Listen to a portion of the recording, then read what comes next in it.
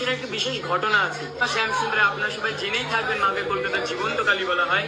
মা জীবন্ত এর প্রথম কারণই ভক্তরা যদি মাকে কোনো মনের বাসনা মন প্রাণ দিয়ে বলে যেতে পারে, মা অবশ্যই পূর্ণ করে।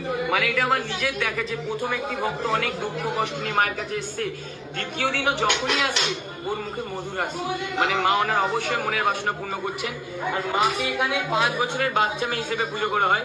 এর পেছনে একটা বিশেষ ঘটনা আছে। মায়ের পুরোহিত মহালয়ার পূর্ণরূপে মায়ের জন্য বাজার করতে যায়। বাজার করতে গিয়ে দেখে একটা ছোট্ট বাচ্চা মেয়ে পুরো মা কালীর মতন সে সবার কাছে ভিক্ষা চাইছে।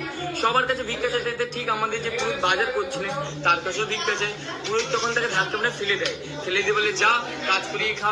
বাচ্চা মেয়েটি তখন গা ঝাড়া দিয়ে বলে আমি যদি কাজই পেতাম তো তোর কাছে ভিক্ষা চাইতে আসতাম। এই বলে বাচ্চা মেয়েটিও চলে যায়, পুরোহিত চলে যায়। মা শ্যামসুন্দরীর প্রতিটি অমাবস্যা অন্ধকারে পুজো হয়, কোন রকম লাইটের জিনিস জ্বলে না, কেবল ঘিয়ের প্রদীপ। ওদিন মহালয়ার অমাবস্যা অন্ধকারে পুজো হচ্ছে।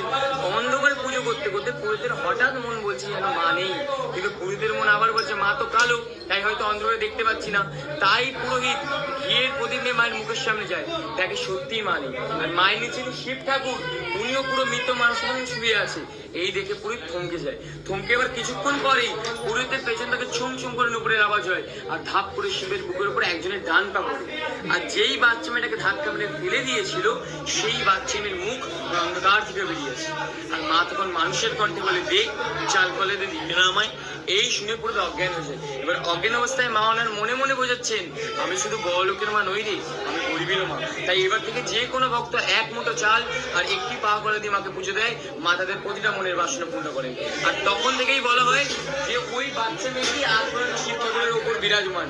তাই মাকে যখনই দর্শন করবেন তখন দেখবেন একটি ঠিক বাচ্চা মায়ের মতনই দেখতে। আর মায়ের বেদির নিচে 9টি বিগ্রহ আছে, নবগ্রহ বিগ্রহ। এই বিগ্রহ থাকার পেছনে একটি বিশেষ কারণ, আমাদের মানুষ জীবনে বিভিন্ন রকম গ্রহ দোষ হয়, মাঙ্গলিক কাল সর্প বিভিন্ন বিভিন্ন গ্রহ জাতীয় দোষ। এই দোষ থেকে মুক্তি পাওয়ার জন্য মানুষ অনেক রকম পাথর মাদুল কবচ ধারণ করে, কিন্তু সবার তো সামর্থ্য হয় না সব করার।